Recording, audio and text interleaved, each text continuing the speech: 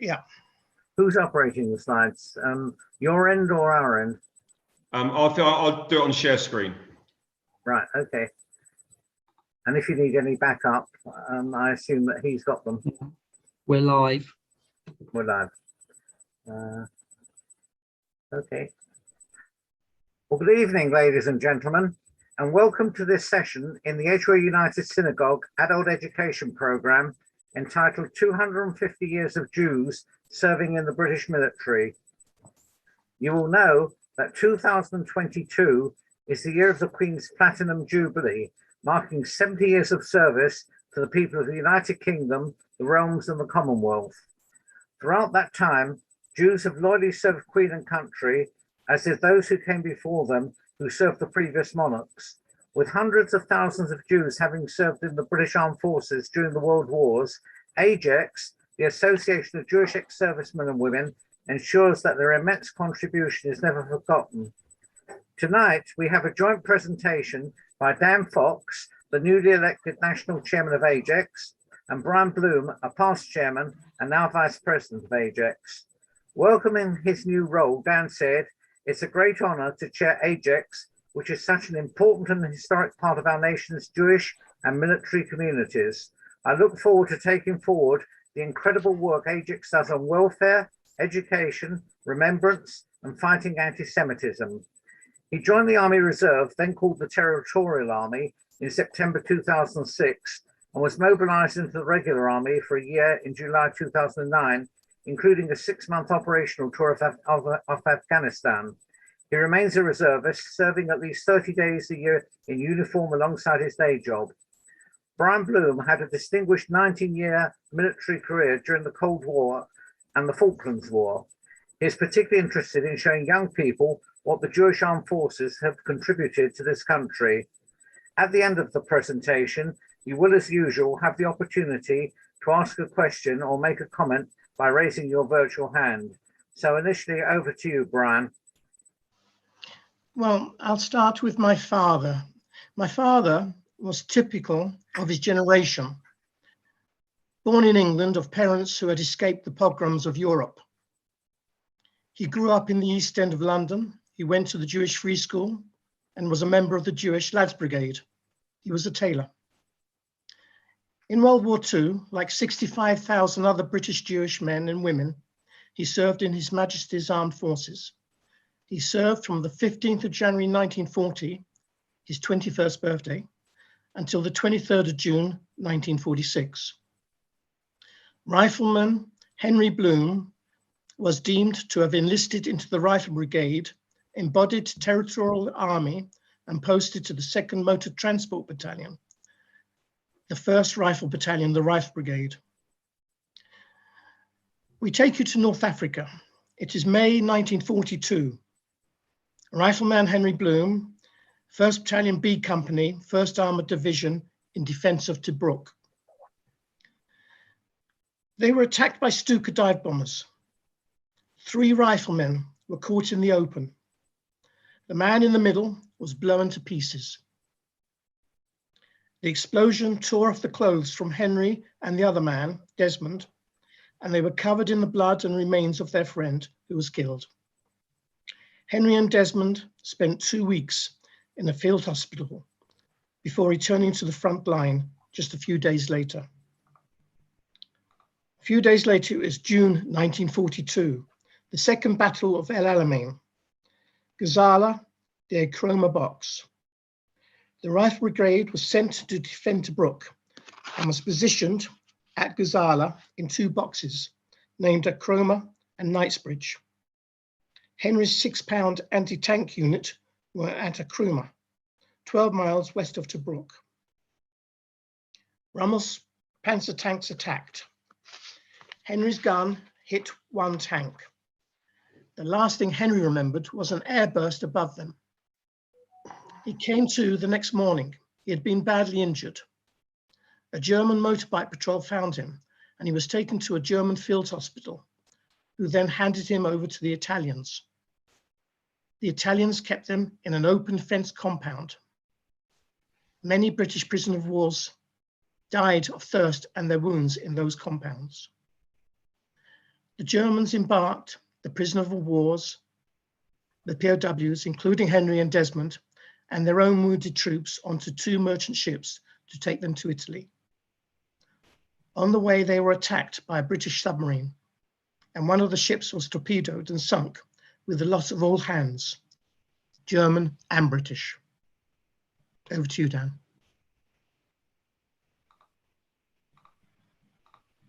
Thank you, Brian, and thank you everyone for joining us tonight. As Spencer introduced, we're going to take a quick trot through, really, as the main body of the presentation tonight, through the history of British Jews in the armed forces.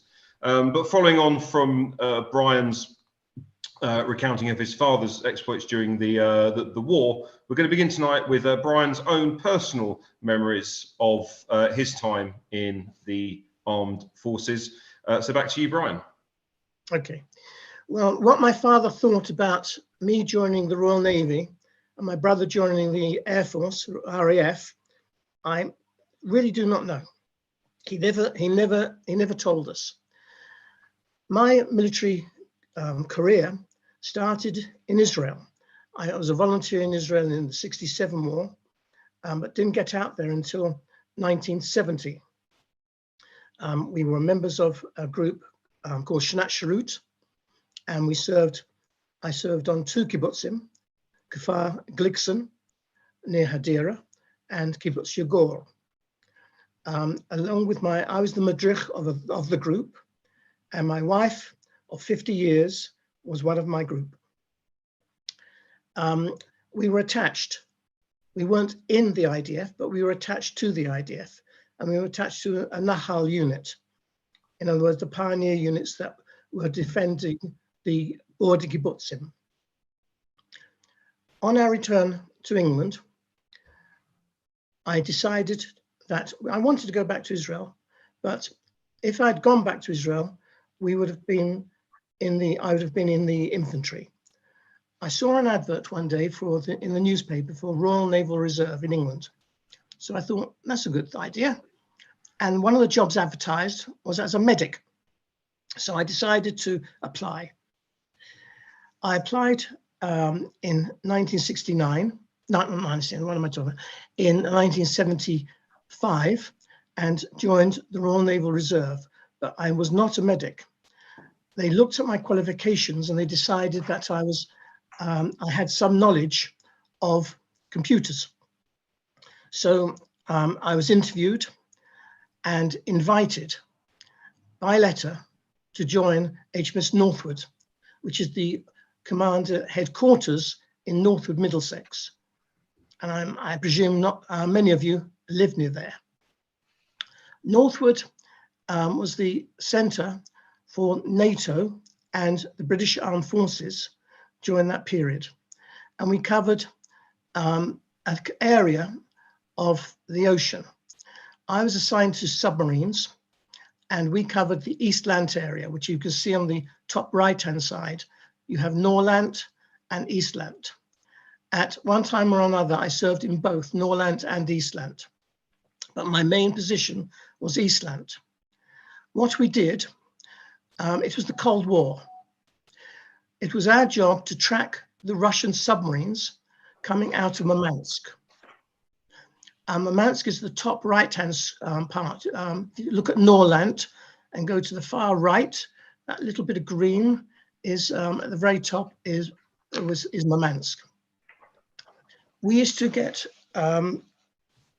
we were informed by intelligence that the submarines were coming out of Murmansk Harbor, the Russian ports.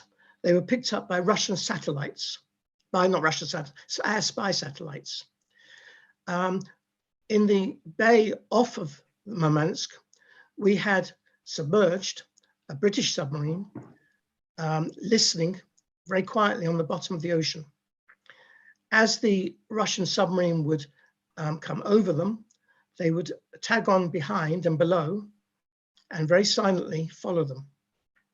This would be reported back to us at Northwood. Now, this picture you see now is Northwood as it would have been when I first joined, before they installed the computers. And as you can see, we had wall charts on the wall, very much like the plotters in the Second World War.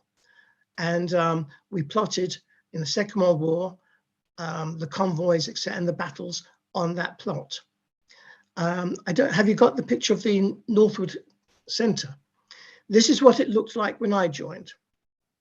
Now, if you look on the left, on the front rank, you'll see a load of VDUs and a graphics unit. That was my position. I used to receive the information from our intelligence, from our British submarines, where the Russian submarine had left port. I would then put it into that computer in front of you, and what you can't see is a huge wall plot immediately in front of us, which electronically showed where that Russian submarine was and its progress. Inevitably, we would follow this submarine by submarine and we'd lose it. Very, very difficult. The Atlantic is a very ferocious place and very, very difficult to track anything, even in modern times. Once we'd lost it by the submarine, I would turn to the back row and I'd pass to the RAF the request for them to send a Nimrod out to try and find the submarine. If all that failed, if I can go back to the other map, please, Dan, and the one before that. If you can imagine the submarine leaving Murmansk, going over Norland, heading through the Iceland-Faroes Gap, where it says Eastland.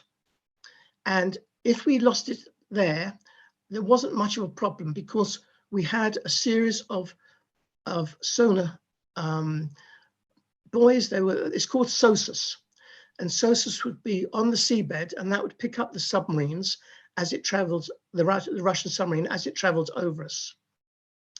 Once it was over us, and it went into Scentland, from Scentland into Canland, Canadian waters, and Westland, we passed over our command and control to the Americans and the Canadians. How can I explain Northwood? Northwood was extremely exciting. If you can imagine, when we first took the computer on, which was 1976, all of our commanding officers, the admirals and so on, the chaps sitting on the very top row on the picture, they had all done Second World War service. They were not computer literate. One day I was on my computer and the Commander-in-Chief, Sir John Fieldhouse, sat down, pulled up a chair and sat down next to me. He said to me, "Bloom, tell me explain this, what's all this about?" Bearing in mind, he's the head of the British Navy.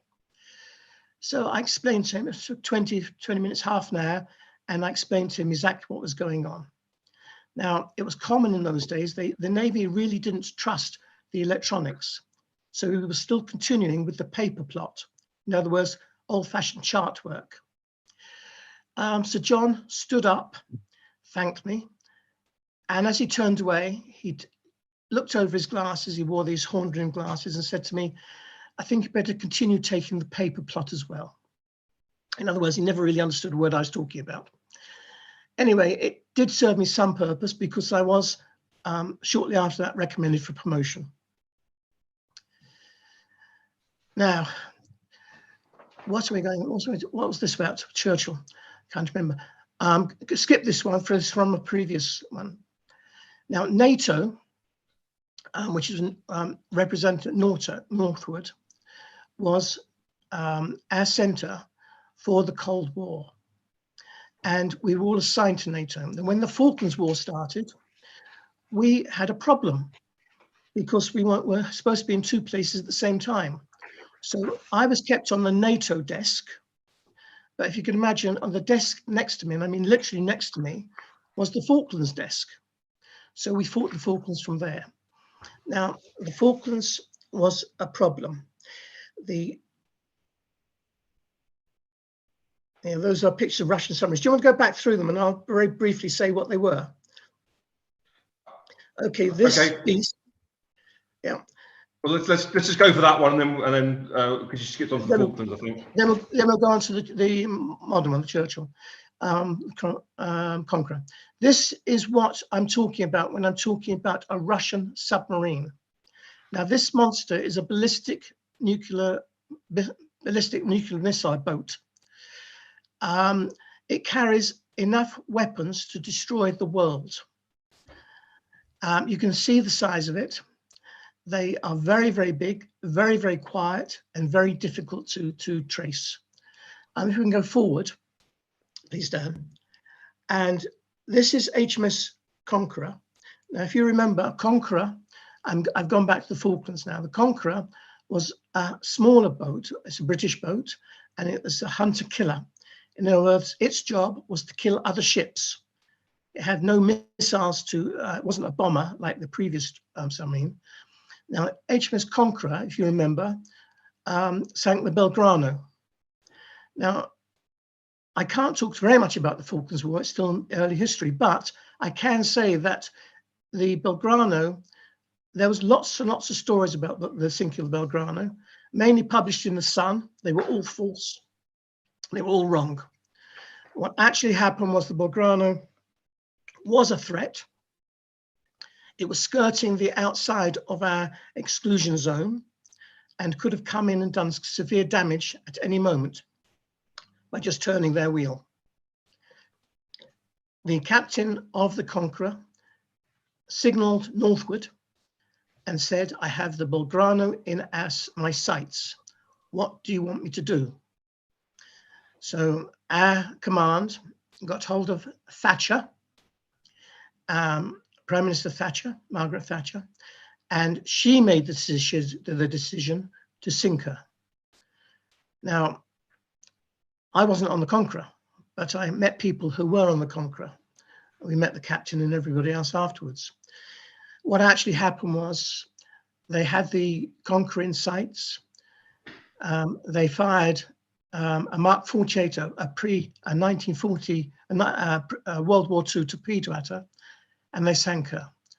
As she blew up, the crew instinctively cheered, and in the middle of that cheer, the cheer stopped, and the boat went quiet because they realized that they had just killed over 500 sailors, just like we were.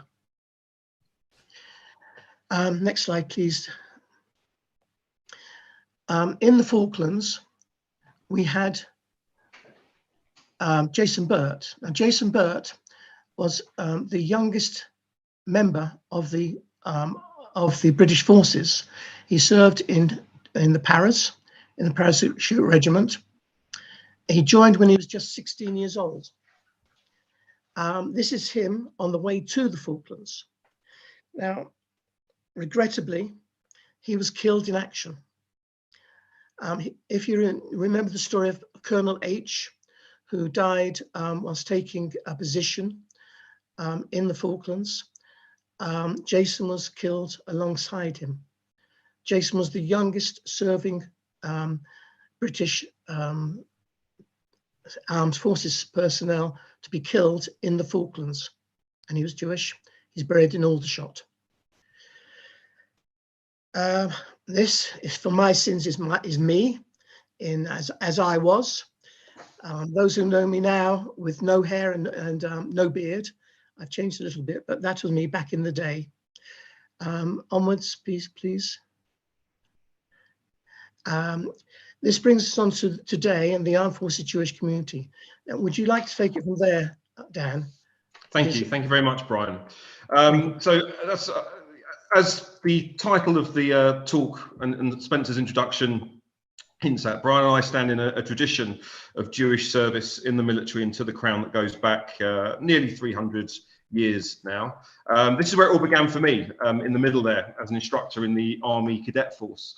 in the mid-2000s. I'd never as a kid been at all interested in the uniformed youth organisations or movements, but I have been very involved in my own Jewish youth movement as a chanich at 9 years old, all the way through to helping to run it as a madrich in my early 20s. And by 2005, I was looking to do some voluntary youth and community work again, and one of the options open and available where I was then living in Holloway, North London, was the local Army Cadet Force unit. So I made inquiries, started training with them, and to my great surprise found that I very much enjoyed playing soldiers. It brought me into the orbit, really for the first time in my life, of actual regular and reserve troops as well. And it led to me joining up with a reserve military intelligence battalion, also near where I was living, in based in the City of London, in September 2006. And 3 years after that, just about in August 2009, I found myself on a troop carrier landing at Camp Bastion in Helmand Province, southern Afghanistan, for a 6-month tour of duty. Still in the reserves, still serve my 27, 28, 29 days a year. But the story for all Jews in the British military, certainly in terms of serving, goes back to 1745. It was in this year that Bonnie Prince Charlie sent his Jacobite troops into England for the third and final of his rebellions. Fearing a march on London, the government and the monarchy, I think somebody might have might not have muted themselves. I'm getting an echo on what I'm saying. I don't know if that's the same for everybody, but I'll carry on.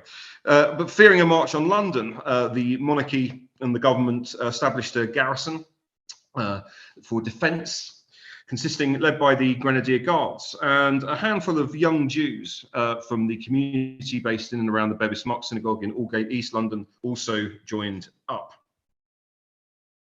The garrison assembled at Tottenham Court Road, a moment captured by Hogarth in a painting about 5 years later.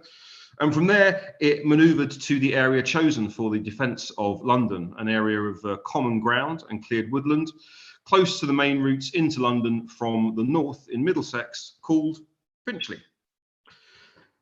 A fact reflected in the title Hogarth gave his painting. In the end, the Jacobites never made it any further south than Derby, and the defence of London became unnecessary. But I do love the idea that the first Jews to really make their presence felt in Finchley were a handful of volunteer soldiers, about 200 years before the rest of us turned up. History does not record whether they returned to Bevis Marks with news of house prizes and the state of the local schools.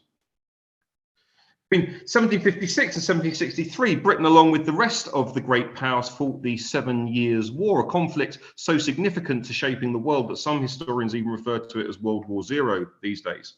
And one of the most significant turning points in that war was the Battle of the Plains of Abraham in 1759, when the British finally defeated the French and asserted control over Canada, North America, and much of the rest of the world. Leading the naval assault that day was Captain Alexander Schomburg of the Royal Navy. He'd actually converted to Church of England at school. This allowed him to get past some laws which were supposed to prevent Jews or any non-Protestants from serving, non-Church of England from serving in the armed forces. But we are going to claim him anyway. He was born to German Jewish immigrants, his father a doctor in London. Schomburg's sons also served in the Royal Navy into the 19th century in the Napoleonic Wars. And by about 1828, I think it was, the various laws that prevented Jews and those, say, of other religions from serving in the armed forces were lifted, and we were free as a community to play our part, and play our part we indeed did. Indeed, by the end of that decade, by the end of that century, at the turn with the 20th in the Boer War, 3,000 Jewish servicemen served, 127 of which were killed in action. And the decade leading up to that, there were so many Jewish soldiers and sailors that the case was successfully made for the establishment of the first Jewish military chaplaincy, led by Rabbi Francis Lyon in Aldershot, in the garrison town of Aldershot. And just over 20 years later, the first Jewish military chaplains, the first Jewish military rabbis in the British Army deployed to France at the beginning, deployed to the field in France at the beginning of the First World War. And it's in World War I that we really begin to see a very discreet and proud Jewish presence in the British armed forces. At the outbreak of war, communal bodies, rabbis from their pulpits, and the Jewish Chronicle urged the Jewish community to sign up. This early poster from 2014 even envisaged the establishment of a specifically Jewish unit, and the slogan was also emblazoned on the front of the JC offices. The community in Canada was similarly urged with posters to enlist, with recruitment posters in both English and Yiddish, and with the celebrity endorsement of Rufus Isaacs, Viscount Reading, Herbert Samuel and Edmund Montague, the first practicing Jewish members of the British cabinet. That led to the establishment of a Jewish draft reinforcement company led by Captain Isidore Friedman, a Glaswegian Jew who'd moved to Canada to work in the diamond trade. Overall, in World War I, 55,000 British and Empire Jews served, winning 5 Victoria Crosses and 2,000 paying the ultimate price. But there's one photo that really sums up the Jewish contribution to the Allied powers in World War I, or to the British Army at least in World War I, and it's this photo here. It was sent into Ajax a few years ago now by the daughter of this man in the top right-hand corner, Arnold Dunn, annotated here simply as Daddy. We don't know much more about the photo. We think perhaps 1916, and we don't know too much about the men in it. We know that they are all part of the Royal Flying Corps. Their distinct tunic-like uniforms and their forage caps tell us that.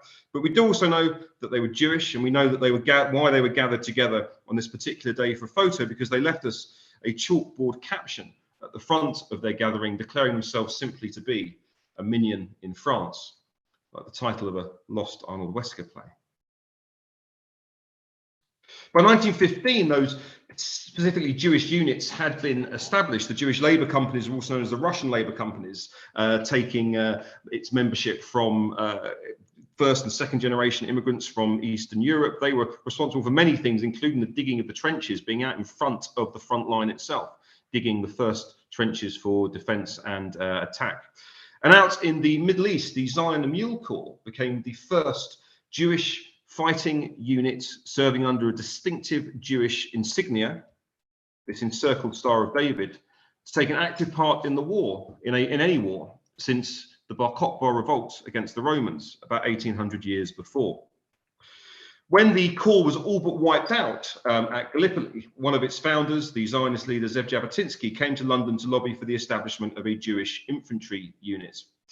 And in 1917, the 38th Battalion of the Royal Fusiliers was stood up in the East End of London, drawing its membership from the Jewish community there. Because so many of those men worked in the schmutter and tailoring trades, they were known as the King's Own Schneiders, but I actually prefer their other epithet, the one that they're still referred to in the Royal Fusiliers Museum in the Tower of London, the Royal Fusiliers. There was also a 39th Battalion established, which consisted of Canadian and American Jews, and even some Argentinian Jews. And a 40th Battalion was also established out in Palestine, drawing its members from the Jewish community, the Yishuv out there, and included this man, who some of you may recognize as one Private David Ben Gurion. So 1917, 3 Jewish battalions, which was great because it meant we had 1 battalion we could join and 2 we wouldn't be seen dead joining. The battalions together served as the Jewish Legion and fought with great success and great bravery in the Middle East against the Ottoman Empire, helping to secure significant victories at the battles of Jerusalem and Megiddo. After the war, it was reduced to 1 battalion size and renamed the First Judeans, and given this distinctive cap badge of the menorah with the slogan Kadima. We still use that cap badge, we still incorporate that today into the official badge of the Armed Forces Jewish community, the current serving members of the Armed Forces. Jewish contribution to World War I went all the way to the top. This is General John Monash, an Australian Jew who took command on the Western Front in April 1918. He was a keen advocate and really part creator of the new doctrine of combined arms, bringing together the traditional powers of infantry and cavalry with advances in artillery and the new power of tanks, armour and air power as well. This was put to incredibly useful effect and incredibly successful effect at the Battle of Amiens in August 2018. It was really the Allies' first significant victory against the Axis powers, against the German powers and their allies, with Britain and Canadian forces taking care of the German flanks. Monash's Australian Corps punched through the enemy's centre. His equivalent in the German army, the General Erich Ludendorff, the joint commander of the German forces, described Amiens as the darkest day for his troops throughout the whole of the war. It sparked the 100 Days Offensive and led really to the eventual armistice and victory 3 months later in November 1918. Monash, for his efforts, was recognised by King George V himself, who knighted him, making him the first soldier in 200 years and the last since to be knighted in the field. The king himself, pictured here, travelling to the Australian Army headquarters in France to carry out the ceremony. Out of the First World War, a number of different veterans organisations emerged, including the Jewish ones, eventually forming into the bloc of Ajax in 1928. And in 1934, we had the first Ajax annual parade, of which more a little bit later. Of course, by then, we were looking at being only 5 years off of the world descending into war again. And Jews once again heeded the call to duty. 70,000 British and Empire Jews served in World War II, alongside 31,000 from the Yeshiv. There are about 26,000 who signed up at the beginning, and by September 1944, there was moves to establish a specifically Jewish brigade to help fight in the final months, in what were to be the final months of the war, which was made up of Jews from the Yeshiv and other parts of the Middle East, and was formed in the teeth of vociferous and anti-Semitic opposition from the Foreign Office, who were worried about the effect that stray Jews in the British Army would have on morale and effectiveness, and sneered at the idea of Jews in uniform waving Jewish flags in occupied Germany. Unfortunately for those diplomats, the idea of a Jewish brigade had the support of Roosevelt and Churchill themselves, and it was stood up in September 1944. Although it never made it to Germany, it did fight in the final months of the war in Italy, again helping to secure significant victories throughout the end of that campaign. Jews also served with their immigrant and refugee backgrounds, are also very well positioned to serve in some of the sort of undercover, the covert, the clandestine organisations such as the SOE and the Special Intelligence Group. One of the other talks I give is specifically on the Jewish contribution to the SOE, which was the organisation that was, in Churchill's own words, supposed to set the lands of the enemy on fire, carrying out espionage, sabotage, black propaganda, and all sorts of other things to undermine societies and undermine the military effort of the Nazis in Europe and the Japanese out in the Pacific theatre. Perhaps most famously was one of the Jewish parachutists recruited from the Yeshiv into the SOE, Hannah Senesh, a Hungarian Jew who'd emigrated in 1939 to Palestine, but took up the call to go back, parachuted into Yugoslavia and headed to the border with Hungary to help rescue Jews destined for Auschwitz. It was at that border that she was arrested, eventually put on trial in Hungary and found guilty of treason about 6 months later. Before she made that jump, she wrote a poem that seemed to both presage her own demise and also reflect Churchill's vision of setting the lands of the enemy on fire. Blessed is the match consumed in kindling flame. Blessed is the flame that burns in the secret fastness of the heart. Blessed is the heart with strength to stop its beating for honour's sake. Blessed is the match consumed in kindling flame. Many Jews in Britain were interned at the beginning of the war. They were recent refugees from various parts of Europe and were treated with suspicion, suspected potentially of being enemy aliens. It was, of course, recognised reasonably swiftly that, in fact, they would be a great asset, and they were moved from internment camps to the alien pioneer companies, from where they moved into all areas of the British war effort, including the RAF, the Army, the Navy, and about 70 or 80 of which actually ended up in an elite ex-troop group, part of the Inter-Services Commando Brigade, And some of these guys were some of the first boots on the sand on D-Day itself, helping to lead the liberation of Europe. And again, a third talk that I give is specifically about the Jewish contribution to World War II, and we talk a bit more about the alien pioneers and where they ended up. As Europe was liberated, the Jewish chaplaincy really came to the fore in terms of the humanitarian and spiritual response to the liberation of the camps.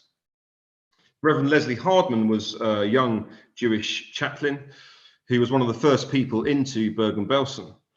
Never forgetting what he saw there, he dedicated the rest of his life to Shoah education until his death in 2005. We must never forget, of course, that while Europe was celebrating the E-Day, the war was still continuing in the Pacific theatre. As Europe celebrated, many of the men out there were still stuck in jungle hellholes, or even worse, the prisoner of war camps. I'll talk a little bit later on about a Jewish officer and his experiences out in Burma. Having defeated Nazism and fascism on the continent, many soldiers, sailors and airmen returned home to find there was still a residual, still a residual fascist movement, a resurgent Black Search movement on the streets of London and Manchester in our own country. And it was members of Ajax and the 43 group, Jewish veterans, who took that fight to defeating them on the streets of those cities. As World War II succeeded into the Cold War, Jews continued to serve. There was still national service all the way up to 1960. And whenever the Cold War would break out into hot conflict, Jews were, as always, there and part of the battle.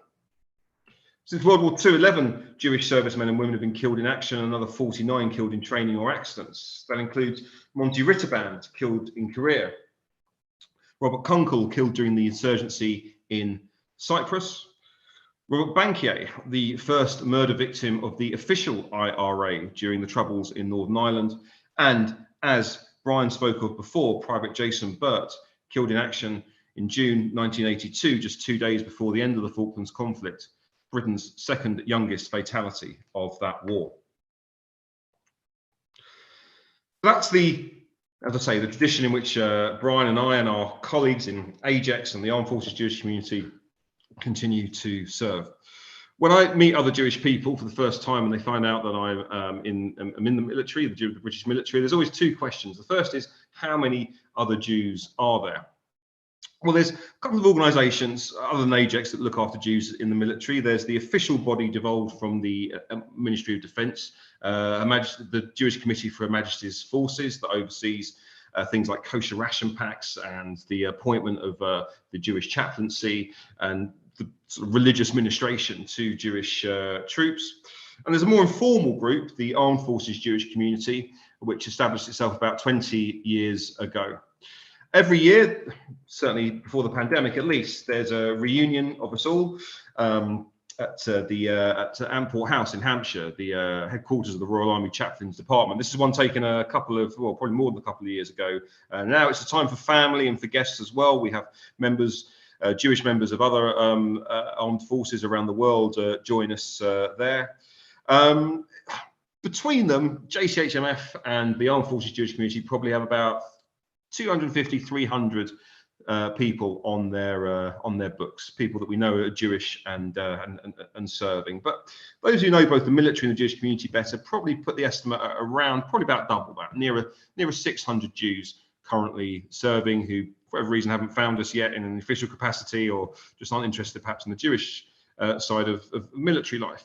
And 600 sounds about right. That will put us in the same proportion in the military as we are in the general population. A man sort of towards the left there at the front in the burgundy trimmed mess dress is one of our most senior members, Lieutenant Colonel Danny Sharp of the Royal Army Medical Corps at Dr. A few years ago, he organised a field trip, a battlefield study tour to Israel and the West Bank. The notice for this went out across the whole of the British military, with priority to be given to junior ranks who were Jewish and not previously been to Israel. This turned up about another dozen or so of our Jewish comrades that we hadn't met previously. Here's the Israel tour itself at the Commonwealth Cemetery Commonwealth War Cemetery in Jerusalem. The man right at the front there in a beard is our senior chaplain, Reuben Livingston. And as you can see, it's a mix that you would sort of expect to be reflected in any other similar group, men and women, young and old. So the Armed Forces Jewish community is a growing one. It's a thriving one, and it's one that those of us that are involved are made to feel very, very much at home in. The second question I get is there anti-Semitism? Well, look, there are certainly anti-Semites. The British military is drawn from British society. There are anti-Semites in British society. And so I think it's fair to say that perhaps all of us at some point have experienced maybe a moment where we felt somebody has said something that we'd rather they hadn't, perhaps needed challenging on. There have been more serious incidents, but they have always, in my experience, been dealt with. The British military is not institutionally anti-Semitic. There is not an anti-Semitism problem in the British military. There are certainly people with terrible attitudes on a number of different matters and towards a number of different people. And it may have been that back in the day, the British military considered this all part of what you had to expect, that it was all part of the character building and the team building and everything else. The modern military very much disagrees with that. The modern military understands that these sorts of attitudes, these sorts of behaviours, the prejudicial, that are bigoted, racist or anti-Semitic or homophobic or sexist or whatever they may be, actually undermine the army's mission and undermine the army's and the other parts of the military's cohesiveness to complete whatever it is that we need to complete. And so there are policies and procedures in place that are robust as anything you will find in the other part of the public sector or private sector as well. An ability to go outside the chain of command and have any incidents that do occur very much dealt with. As I say, I can say without any doubt that while there may be some personal experiences, that there's been absolutely no doubt that there is not any institutional anti-Semitism. Indeed, every Jewish person I know in the military is thriving, not just surviving, being put forward for all the training, all the promotion, all the opportunities that they're entitled to, and all the awards and medals, including a few years ago, this rather dashing fellow. Lieutenant Colonel Mordaunt Cohen, pictured here, serving during World War II, which he signed up for in 1938. He signed up for the military in 1938 after hearing of the stories from the Kindertransport children, those who ended up in his native Sunderland. He didn't actually end up serving in Europe. He actually ended up commanding an artillery, a West African artillery unit out in Burma. They say that the winds of war blow people apart, but here they were in 1943 pushing together a Jewish man from the northeast of England with Muslim soldiers from Nigeria and some tropical Burmese canopies. Mordaunt would talk to his men about the similar roots of the common origins of Islam and Judaism. They referred to him, they nicknamed him the white Ibrahim, the white Abraham. Mordaunt was absolutely determined that the Pacific theatre should not be forgotten. He devoted his life to education about it, and for that he was awarded the MBE back in 2018, I think it was 2019, at the age of 100, travelling to the palace himself to collect it from Her Majesty. He left us in 2020 at the age of 102, a real captain's innings for his country and for his community. Throughout the whole of the British Army, there is one unit and one unit only that has two different cap badges, those emblems that you see on berets and other headgear. And that's the Royal Army Chaplains Department. One cap badge for the Christian chaplains with a cross, and another with the Magen David for the Jewish rabbis, for the military rabbis. At the National Memorial Arboretum in Staffordshire, the Ajax Memorial stands as only one of two, the other being for our Sikh comrades, dedicated specifically to fallen comrades from a specific Jewish or ethnic group. This pride almost, this care that the Army, Navy and Air Force has for its Jews really reached a high point for me almost 4 years ago now. I don't realize that long ago, at the Bevis Marks Synagogue. It was here in March 2018 that our three military rabbis were officially inducted, were officially attested and brought into the Royal Army Chaplains Department by their Christian colleagues, by the senior chaplains of the three branches of the Royal Air Force, of the Navy, the Royal Navy, and of the Army as well, in the presence of many other military, political figures and figures from the Jewish community. Forces TV was there to capture the evening. A celebration of 350 years of Jewish service to the Crown. Serving personnel joined veterans and members of the Jewish community in London for this first official installation service of 3 rabbis as armed forces chaplains. Since that first serving chaplain in 1892, Jewish chaplaincy has changed. Rabbis who serve as padres now administer to all faiths and work across the 3 services and cadet force. It's so meaningful to be able to help to guide the future of our country, the youth, and they really gain so much from the precious time that they spend with the army. This service was also a way to pay tribute. The Jewish personnel Taurus Scrolls are akin to a colour or standard, often carried into battle. These Sifra Taurus Scrolls were rededicated in memory of 2 former vice presidents of the Jewish Committee for Her Majesty's Forces and carried by current serving personnel. My ancestors built the synagogue over 300 years ago, and I was raised in this community. My parents went to this place, my cousins, my grandparents, all of that. So not only do I feel that I'm representing sort of my ancestral community, also my very real current community, I like the fact that I'm tying that in with my service in the armed forces, makes me feel, pretty honoured. Just a few hundred Jewish personnel are believed to serve in the British Armed Forces now, but they serve behind a legacy that goes back centuries. Ali Gibson, Forces News, London. It's important to understand what it is we were looking at there. That was the senior Christian leadership of the armed forces, senior chaplains for the armed forces, on the bimmer at Britain's oldest synagogue, delivering the Hebrew priestly blessing, may God bless you and keep you, to their Jewish colleagues, to their Jewish equivalents, so that the British military rabbis can serve as chaplains in any unit of the British Army and oversee the administration of religious needs, not just to Jewish personnel, military personnel, but to all personnel as well.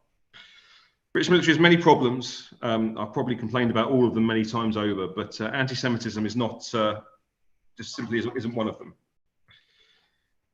That said, when I first sort of joined up, I wasn't really involved in the Armed Forces Jewish community in Ajax and JCHMF.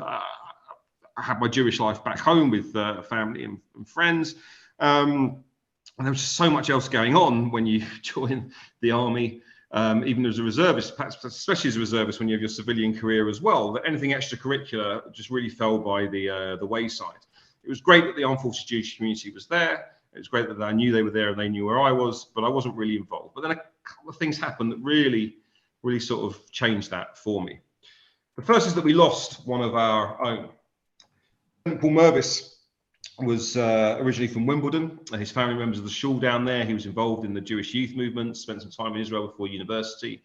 And then after first training as a journalist, decided he wanted a little bit more adventure and signed up for Sandhurst, eventually commissioning as an officer in the Rifles Regiment. In June 2009, which was to become our bloodiest month during our war in Afghanistan, in Sangin district, Helmand province, which was to become our bloodiest location, Paul led a patrol to secure a school which had been recently recaptured from the Taliban. Whilst establishing defensive positions on the roof, an improvised explosive device, booby-trapped, detonated, and Paul was caught in the blast. With the roof falling through to the floor below, Paul was caught up in both the destruction and the blast itself and died of his injuries a few hours later. May his memory be as a blessing. In 2012, at our get-together, our annual weekend at Amport House, military Sefer Torah, a military Torah scroll that had once served the garrison synagogue in Catterick, North Yorkshire, and after the war had ended up at the Guildford Synagogue, was dedicated in Paul's memory, dressed in rifles green and with a eulogy embroidered on it. We were joined by his family and friends and by his commanding officers at the time of his death. Also presented that day was this Siddur. It had originally carried by our then chairman, the father of our then chairman, Colonel Martin Newman. David Newman had won the military medal as a green jacket in World War II, one of the successor units to Paul's rifles, serving in North Africa. When Paul went to Afghanistan, Martin decided it was time to pass it on, and it returned with Paul. It is today on display at the Rifles Museum, in permanent display at the Rifles Museum in Winchester. This sort of mixture of military and Jewish mourning felt very natural to me. It sort of brought together lots of different facets of grieving that really supported each other, and it reminded me of a hint of something that I'd felt a couple of years before during a trip with my own unit, a field study, my own unit to Arnhem in southeast Netherlands. That had been the location in 1944 of Operation Market Garden, Montgomery's failed attempt to end the war by Christmas 1944 by crossing over the Rhine into the German industrial heartland and marching on Berlin. It was, however, one of the greatest setbacks that the Allies had faced post D-Day. They tried to go, as the film and book of the chart those 9 days of the battle tell us, a bridge too far. Nonetheless, the people of the towns in and around Arnhem every year still celebrate that first attempted liberation, still remembering the British, Canadian and Polish soldiers who gave their lives and fought so bravely, yet ultimately unsuccessfully. At the Oosterbeek military cemetery, we paid our own respects. And as we passed graves with Mogon Davids on them, I said a quick Kaddish and laid a stone on top. My colleagues asked me about the tradition and I explained it. They were still talking about it the next day, expressing jealousy that their own confessional backgrounds did not contain such a similarly simple yet effective way to show that you had paid your respects. Also in 2010, I began going to my own shul's Remembrance Shabbat services.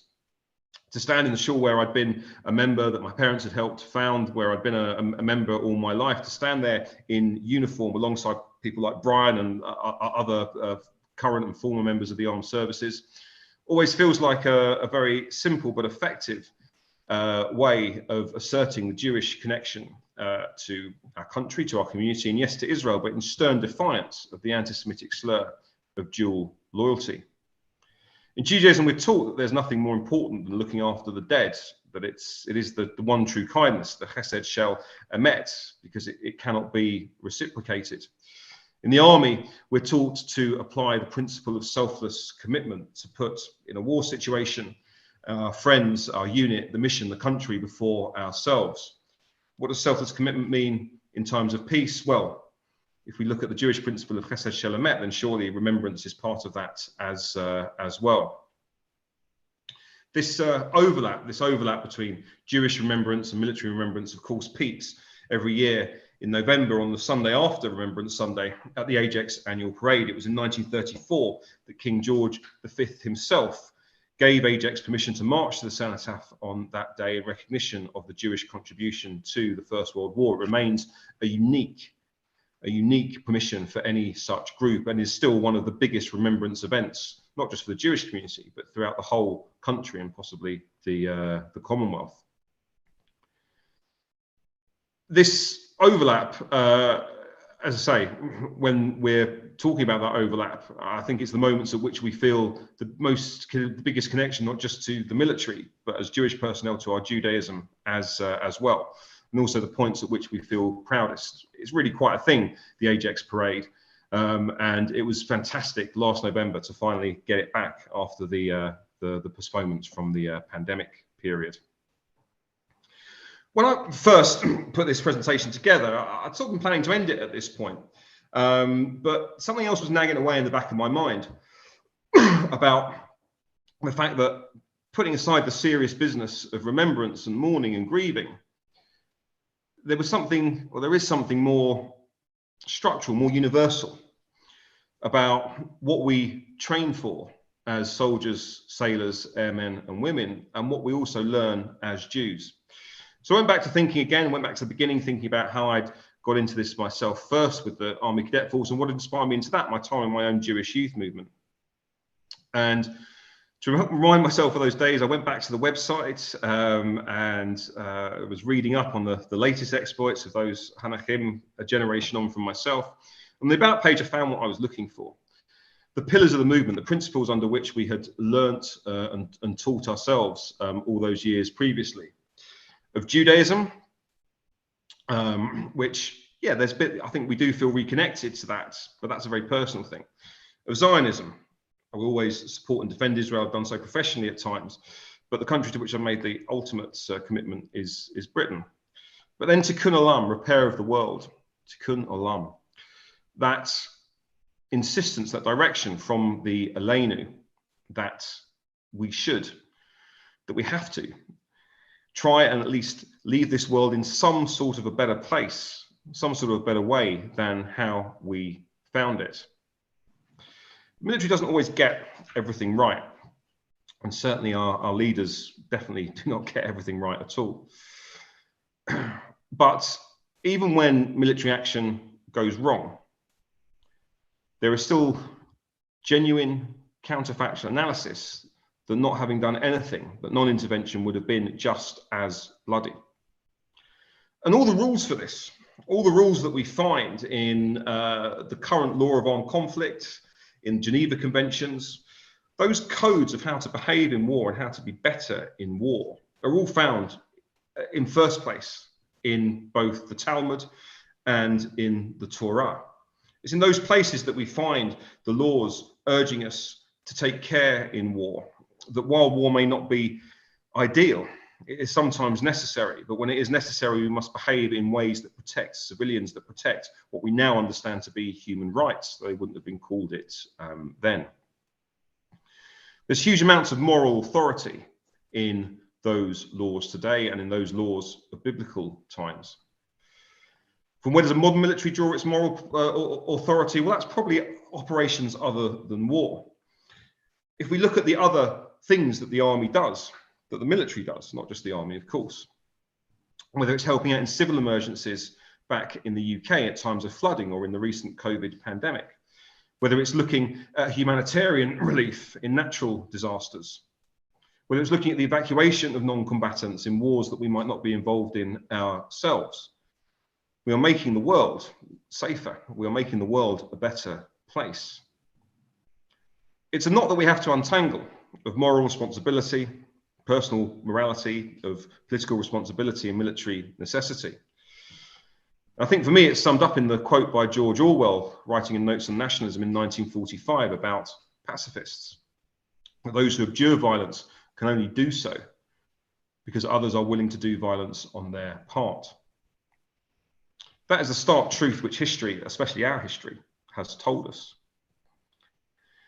The military exists to achieve and to maintain a monopoly over violence and to apply that monopoly in certain places at certain times. But when it is done by democracies, even flawed and imperfect democracies such as our own, it can mean, it should mean, that in those places and others, at that time and in the future, there is also defense, there is building, there is rescue, and there is repair.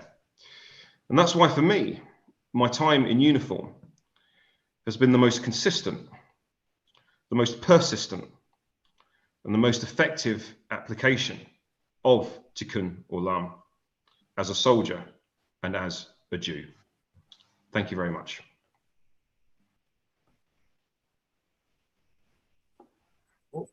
Well, thank you very much, Dan. I want to refer to two sessions we've had in the past. The first was on the 10th of January 2017, and you can find this on YouTube. It was called Edgware's Jewish World War II Veterans Remember, and we did have Lieutenant Colonel Morton Cohen, along with Lionel Lassman, and chaired by Ron Shelley. And as Dan said, at 100, totally fluent. And in the end, I had to stop him after speaking for over 20 minutes without a note. So if you want to go to YouTube, have a look at Edgeware's Jewish World War II Veterans Remember. Either type it in or go to the Edgeware US YouTube channel. The second is a session we did have on the Jewish Brigade. We showed the film. And I want to ask you a question. Was there any problem, or was it discussed that if they all fought together, they could go the same way as the Accrington Pels, who all fought together and died together? Well, I mean, that's an interesting question. I mean, the units that we saw formed in World War II, you were probably right. The Jewish Brigade was probably the nearest thing that there was to the PALS companies of World War I, drawing on people from the same workplace and the same areas. I suppose by that stage, those thoughts probably weren't very much in their minds. You know, the war had got to the point where the final push was needed to finally defeat Nazism and fascism. And that frankly, if Nazism and fascism wasn't defeated, that they wouldn't be looking at much of a future anyway. So I don't think their concern was dying together. I think their main concern was trying to live together for many decades to come. Right. Well, I'm going to open it up now to questions and comments, if anyone has any. Any? Yes, Shlomo. Please go ahead. Thank you. Good evening. Can I say what a wonderful talk that was? I thoroughly enjoyed it. There are two points I'd take the liberty of making. First of all, you referred to the service at Mervis Marks in March of 2018. I was incredibly privileged to have a ticket for that event. Oh, wonderful. It sort of fell off the back of a lorry, shall we say, but I got the ticket all the same. I thought you'd understand that phrase. And it was a really moving and exhilarating experience. And I don't know if there's a recording of it anywhere to watch, but it would be well worth watching itself. Yeah, I mean, the clip that I showed is very much a cut down clip of what was on Yes. Forces TV. Certainly, the whole thing wasn't recorded, but there is more. If you Google Mervis Marks and Forces TV, there's only one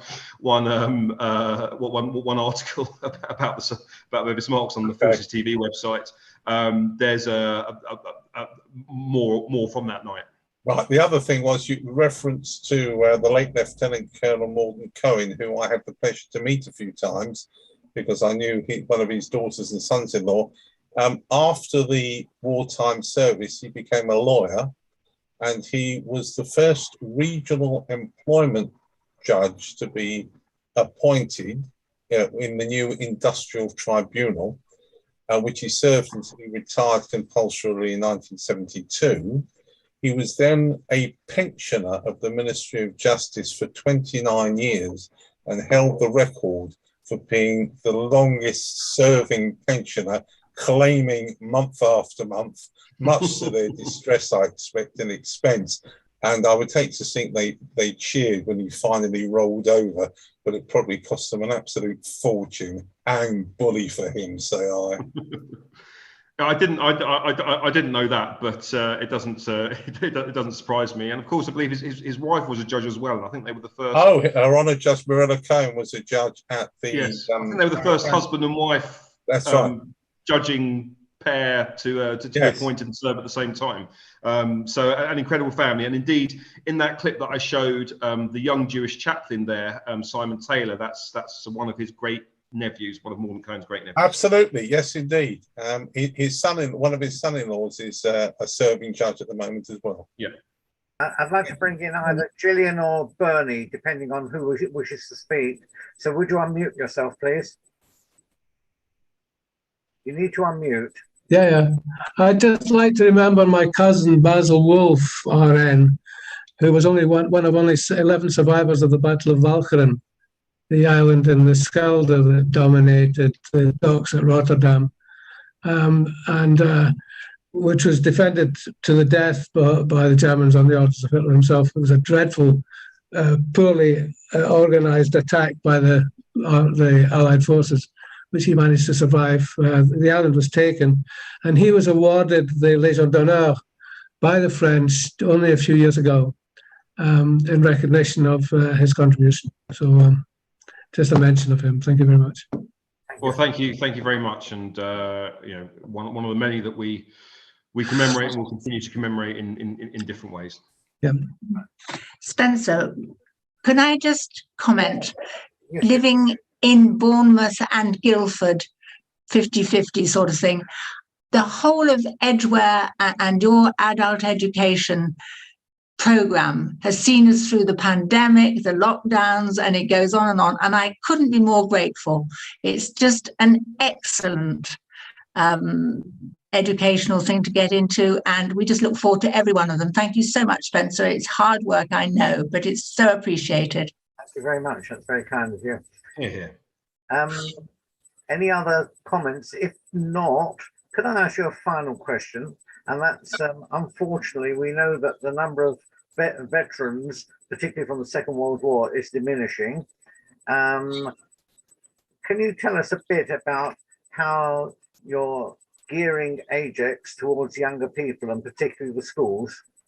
Yes, absolutely. Thank you. That's a very, very important question, and something we've been recognising very much over the last couple of years. There are, unfortunately, fewer World War II veterans with us every year, and indeed fewer national servicemen. You know, to have been a national serviceman, you would have been born in 1932. That's the latest you could have been born, and so we are those from that cohort as well. We are sadly becoming more and more diminished as the months and years go by. But as I hoped I gave a flavour of in the talk, there is still in the wider Armed Forces Jewish community still a very vibrant cohort of people who we are looking to support, and who it's important that the wider Jewish community also supports through Ajax, whether that's people that are serving at the moment, whether that's more recent veterans, whether that's the families of those people, both veterans and serving, both regular and reserve. And we've got coming up now as well, through the ranks, as it were, a growing cadet movement with cadet units established now at JFS, and hopefully some other schools as well. And what's great about being involved in Ajax, what's great about being in the military and being Jewish, is actually the incredible amount of interest from outside the Jewish community that the history of Jewish service to the Crown inspires. And you know, there's a number of historians, both Jewish and non-Jewish, of other groups, both from the Jewish community and outside, who are incredibly interested in ensuring that what has happened so far, as I say, since 1745 and indeed before, is not forgotten and is properly recognised, with events like this, with the Jewish Military Museum, with other, and through other ways and other media as well, and that those who do currently serve, or those that have recently served, and their families, friends, and the wider community are properly connected to and properly supported of the history and indeed the present day of the Armed Forces Jewish community. And that's where we're taking Ajax now. We're hoping that in various ways that connection and reconnection can be forged or reinforced over the coming years, as we continue to provide welfare, as we continue to provide education, as we continue to provide all sorts of support, and as we continue to assert ourselves against that rise in anti-Semitism by ensuring that people are aware that Jews serve and we serve proudly, and that we are both British and Jewish, and by serving the military is one of the most distinctive expressions of that. Stanley, did you have your hand up? Yeah, I did. Yes, go ahead.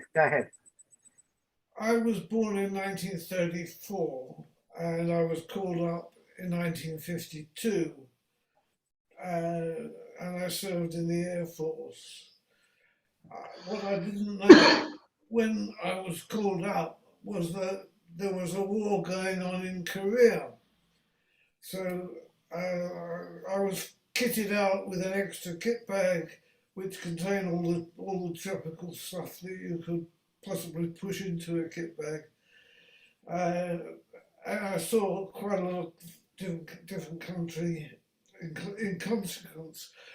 What I do want to say to anybody here who's got adult children is if they want to go in the British forces or the IDF, certainly in British forces, I never saw any anti-Semitism whatsoever.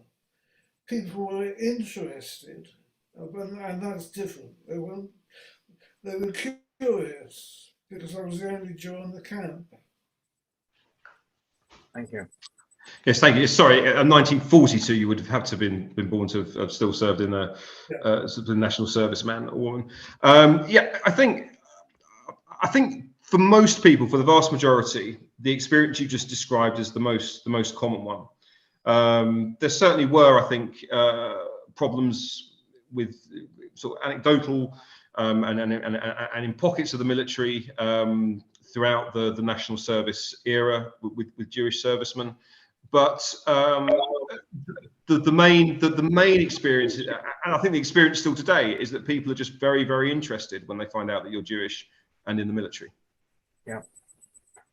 Right. Well, I'd like to thank Dan and Brian for their presentation this evening, and I hope this video, which will now be placed on YouTube, demonstrates to everyone that Jews have always loyally served Crown and country.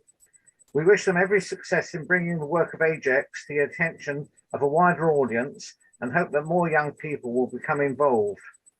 Our next Edgeway US session will be in 2 weeks' time on Tuesday the 1st of March, when County Yehuda Marks will lead a session on the Manchester cantorial scene today. It will demonstrate just how vibrant cantorial music is in Manchester, and long may that continue.